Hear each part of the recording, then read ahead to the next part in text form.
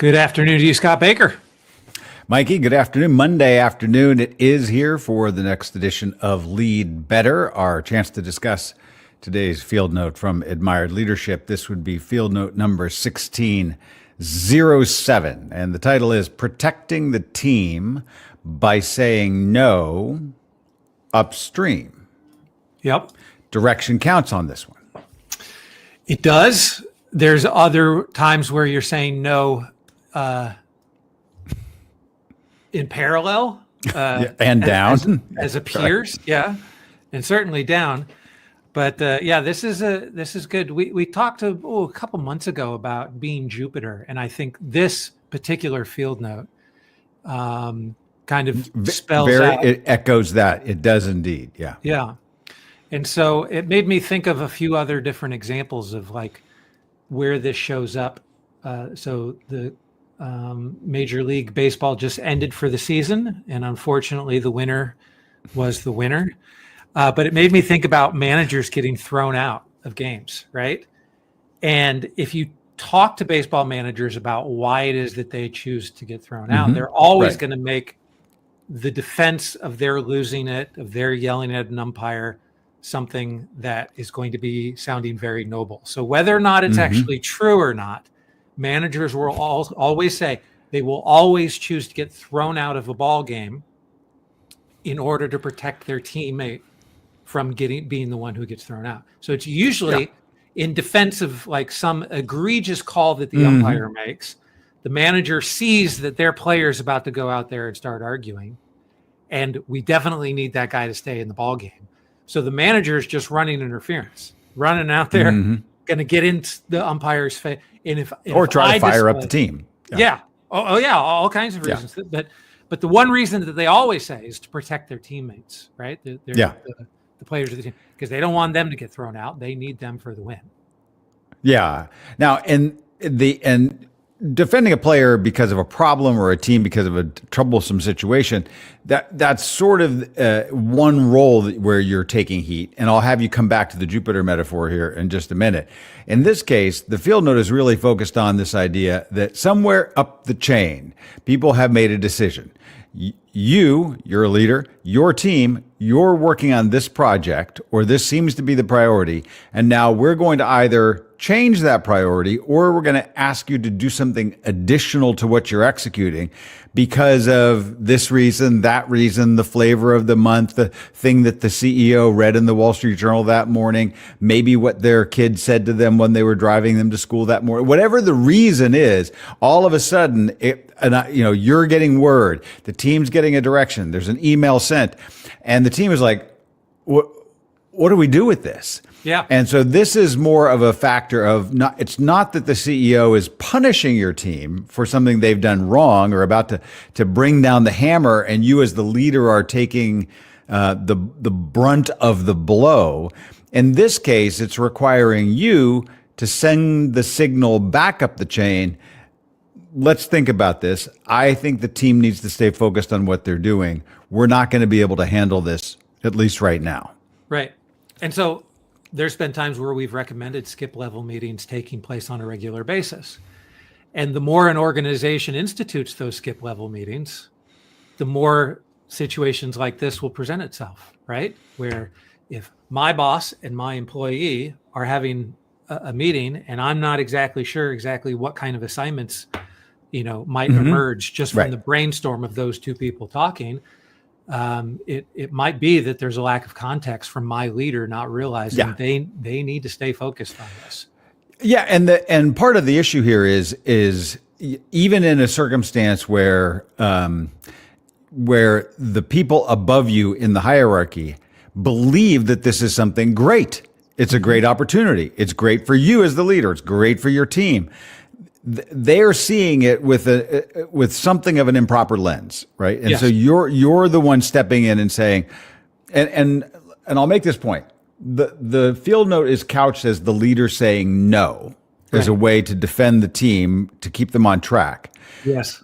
The leader doesn't necessarily have to use that specific word. No. They don't have to take a controversial stance.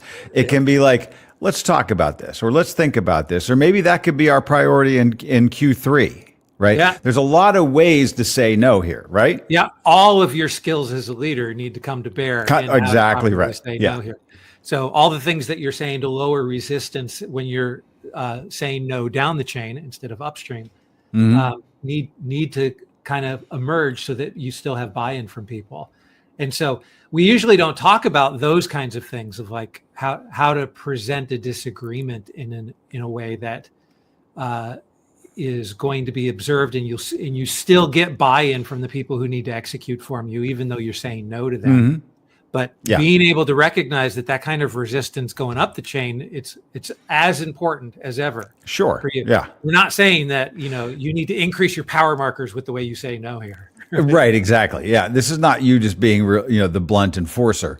And in fact, the way that you engage that dialogue could lead to even more assets for your team. If you're saying, well, I'm not sure I understand the strategy here, so fill me in, and you walk through it, and you say, well, now where does that take us in terms of this? And I know you wouldn't want us to be doing this, like we wouldn't want to shut down this over here. And so you're actually helping to create an explanatory dialogue that might actually elevate the thinking of the folks that are up the chain from you. We all have this pressure, whether it's you defending your team or you defending yourself. Like, I'm busy working on this. I don't think that I need to shift my focus right now. But in this case, this is about the dynamic of not only what the leader is saying to protect their team, and if you want to use we'll talk. I'll have, because I think the Jupiter metaphor is good, so we'll come back to it in a second. But we'll keep the space theme here, which is if you're kind of like the heat shield, right, for your team, that's letting them just kind of stay in the cockpit and focused on where they've got to get to. But what'll happen is when the team knows that, when you come back in and say, look, I know you all got that email, and I decided to step in, and here I had this conversation, and we're going to be able to stay focused on what we're working on right now. When the team knows that the leader, maybe they even perceive how risky this move was, steps in on their behalf, that establishes an even deeper level of relationship between the team and the leader. Sure, absolutely. So those conversations probably need to happen in advance as well. Like, as I'm thinking about,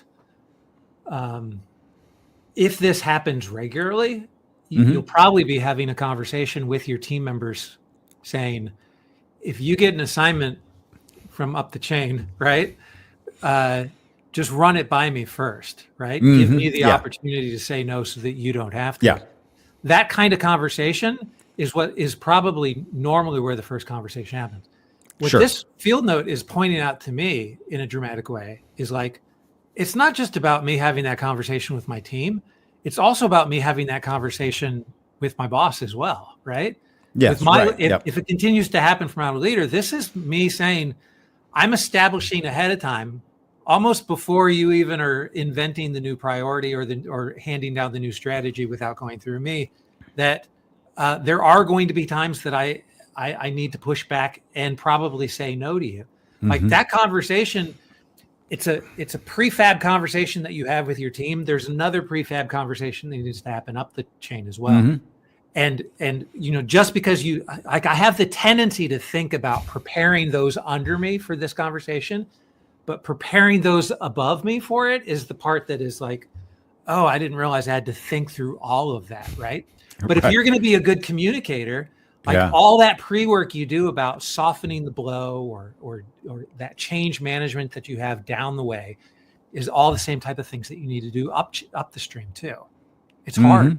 It's hard stuff. Well, and one of the things you need to be aware of as a leader is that what is true for you is also true for the team, which is there is a cost in having to switch context. And so sometimes there's going to be something that comes at your team that you as the leader, you might even agree with the hierarchy that you think that it's not a bad idea. And what you need to be doing is that it's not always that the thing coming down the pike is going to be like, oh, there's no way we should do that. It's like, it's actually usually something that's, might kind of make some sense.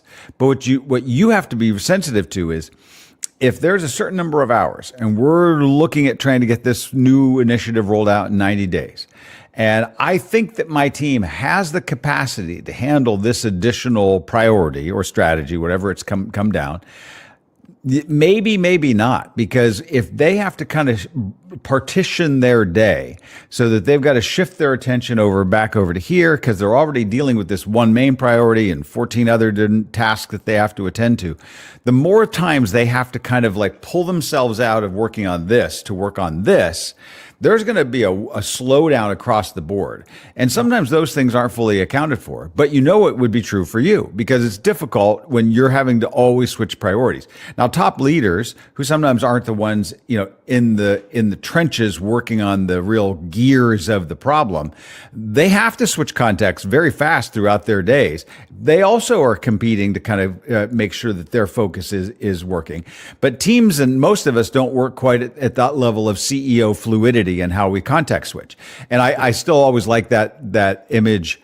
I think Donald Miller uses of, particularly if you're like a writer, right? Or if you've got somebody that's a technical task person, they work in code, they have some, when they are in the flow of their work, imagine them as a deep sea diver, the one that has the tube that comes up and has the air attached to it. And then what happens is every 7 minutes, somebody comes along and is like tapping on the metal helmet. I'm using the old, Jules Verne kind of imagery. And they're saying, hey, can you come back up and work on this for a while? Yeah. And then you're like, yeah, okay. And then you go all the way back up, slowly, you decompress, you get up there, you go in there, like, oh, you know what, that actually got moved to next Tuesday. Yeah. All right. And then you go back down, to the bottom of the ocean again. That is a good metaphor to what happens to a lot of people, a lot of teams, and many, many organizations. Right. So I was just thinking of this initially as the idea of the people who are upstream is how you're protecting. Mm-hmm. But you're introducing the idea of a timeline that is also upstream protected too.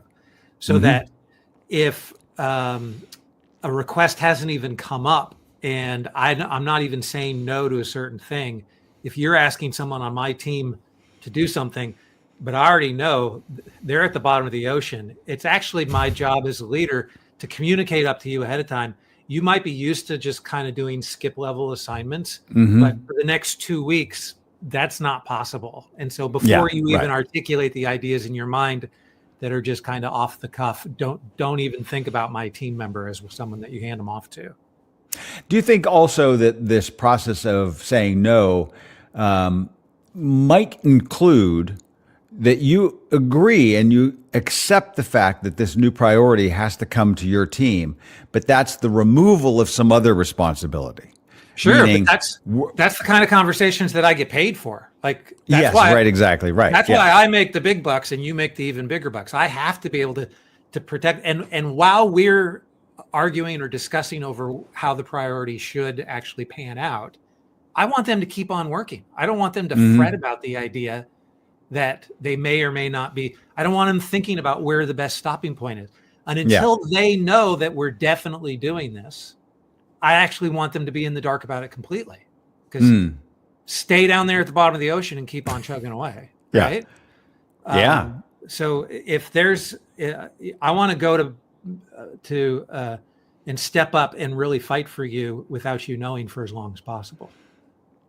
Well, and one other point I wanted to make here right at the end is that I wonder, I don't know if there have been any studies on this. We know that we're living in this sort of time of fractured attention, and we all sort of deal with the world that we're in digitally now, and we know how hard it is to keep our own focus on the things that really matter. How do you give attention to the things that are the highest priority? And I wonder if in the competitive nature of most organizations, I wonder if this is a bigger problem now. I wonder if there's just so many, like the need to meet certain expectations combined with the sheer overwhelming number of facts and ideas and strategies and fads that are out there, that maybe lots of executives are like, we're just throwing darts at the board and we're just throwing a lot of them. Right. And so it becomes an even harder task to kind of say, we've got to go old school here and stay really focused. Yeah, especially with leaders who are just attracted to the latest tactic. Yeah. Oh, sure. Yeah. Right. That would be really hard to deal with, right? But if they view themselves as, well, I'm the boss, and so I want to do it, right? It's like, okay. Oh yeah, right. Well, I like this field note. I think we should all be very attentive to what's the word I'm looking, not tentative toward it, attentive to Attentive. it. Yes. Yeah. Yeah. Right. But we might be the guilty party. You might be the executive that read this or is watching this, and you've been trying to get this guy to realign this team or put her over in this division, and they're going to, they've got the wrong priorities. Maybe it's your fault. Yeah. And so you need to be listening to the person down the hierarchy from you that's saying, could we pause for just half a second on this one? Let's have a little discussion about this. That might be a very good thing. Yeah, absolutely. Okay. Thank you. Appreciate it. All right. See you tomorrow.